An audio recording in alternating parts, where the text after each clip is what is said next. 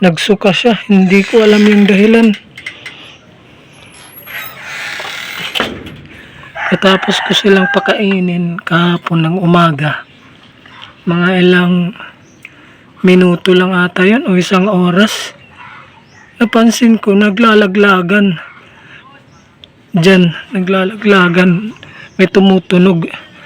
Tapos nung silipin ko, mga patuka.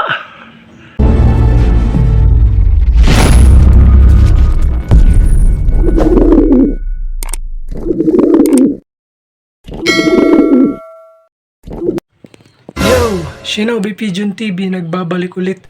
Kumustahin natin yung mga warriors natin. Kahapon nagsuka. Si Lady Pasaway at saka si Liit. Tara. Magandang umaga mga kaninja at kalapatids. Dito muna tayo sa ating mga breeder na may nakay. Update tayo. Silipin natin.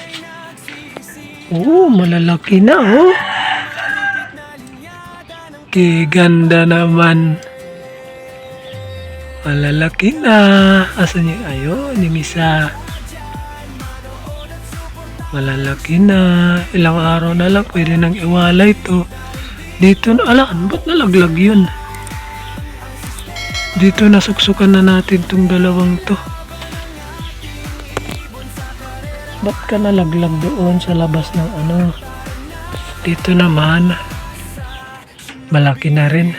Ito kasi yung mas matanda dito sa kanilang sa lahat ng mga inakay. Matapang talaga to. Ito sumasalubong. Alis ka muna dyan kasi silipin namin yung mga inakay. Yung maliit pa din yung nestmate niya talaga. Na ano talaga na pag-iwanan na bansot. Wait lang, ito anuin natin to.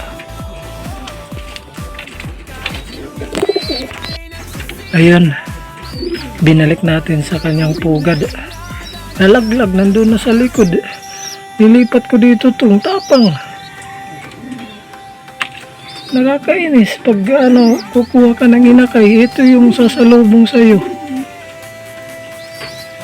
Same lang dito yan sa kanyang anak. Mana sa kanya. Ano, mana sa'yo yung anak mo. Pareho kayo magulo. Tapos natutukan nila, aksidente yung ano nila, yung inakay nila. Punta naman tayo dun sa taas. Mga warriors natin. Update tayo doon. Lagyan natin ng tubig. Dito naman tayo sa ating mga warriors. Guys, may dala akong bawang. Paunang lunas muna. Kahapon si Lady Pasaway. Ayun, nagsuka siya. Hindi ko alam yung dahilan. Katapos ko silang pakainin kahapon ng umaga. Mga ilang minuto lang ata yun o isang oras. Napansin ko naglalaglagan. Diyan, naglalaglagan. May tumutunog. Tapos nung silipin ko, mga patuka. Nahuhulog. Nagsusuka pala.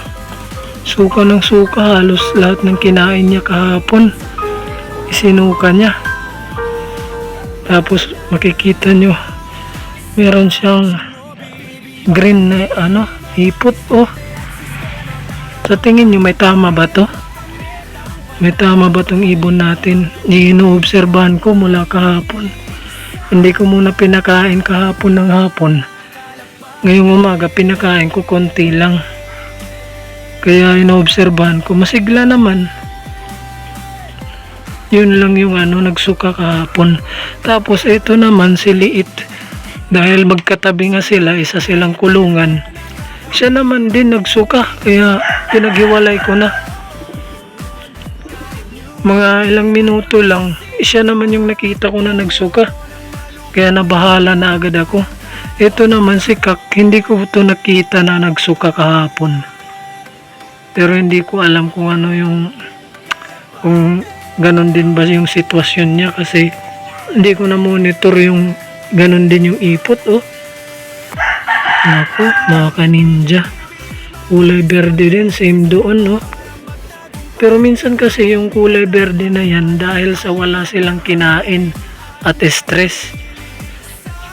Hindi ko kasi ganun kabisado eh.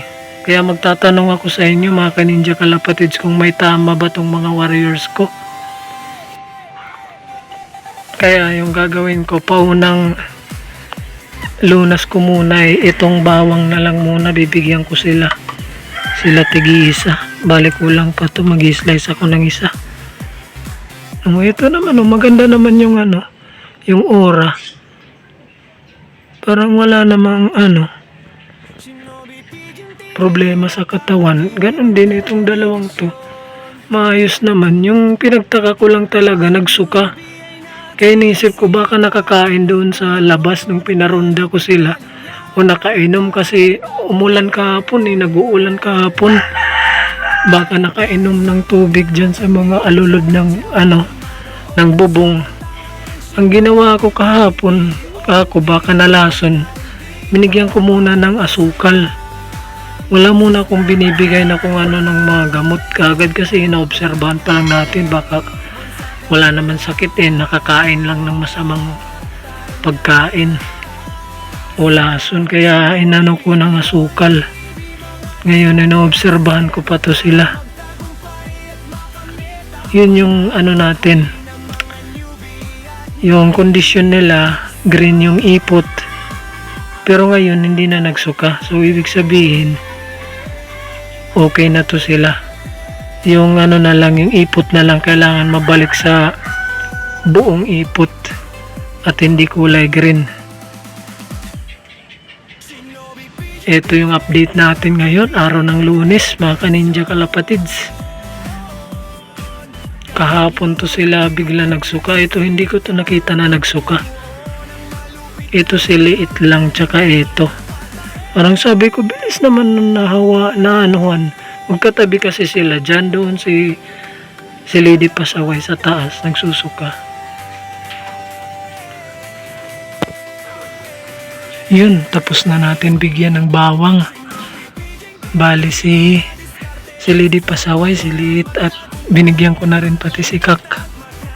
Para silang tatlo na. Pati rin siya, may din yung ipot niya kulay berde din. Ito nga yung malunggay ko hindi ko na naibigay kahapon kay Miss Pasaway, kasi nga nagsuka na siya. Pag ibinigay ko to, isusuka lang niya. Nabigyan ko kahapon ng malunggay itong dalawa. Naman sila, ayos naman, malakas naman. Nawamara ako nga ang tatapang nga sana umukay na yung ipot nila. At di naman na sila nagsuka. Baka nakainom lang yun sila ng masamang masama sa katawan kahapon, kung saan man sila. Kasi kahapon nag-uulan Okay ka na, Lady Pasaway? Okay naman to. Maganda yung aura naman nila, masigla. Tanghali na guys. Time check 11:51. Bibigay tayo ng patuka na naman dito sa ating mga breeder na may inakay.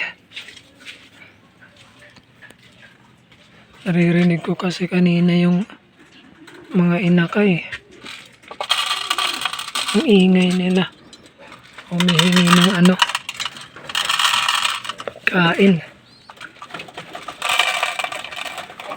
Oops. Ano ba yan? Tatapon pa.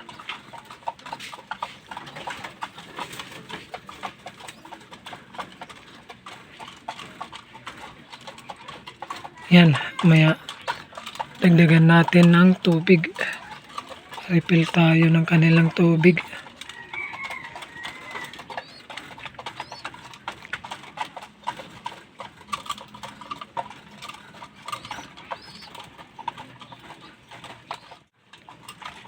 So mga kaninja kalapatids, hanggang dito na lang muna ang ating video. Yan ang update natin para sa ating mga warriors, mga inakay at breeders. Mga kalapatids, kaninja, pa-subscribe sa mga hindi pa nakasubscribe, pa-share sa mga kalapatids natin. At syempre dito sa Shinobi Pigeon TV, ang unang pinapalipad ay ang pangarap bago ang pakpak. Happy flying! Shinobi Pigeon TV. Bye!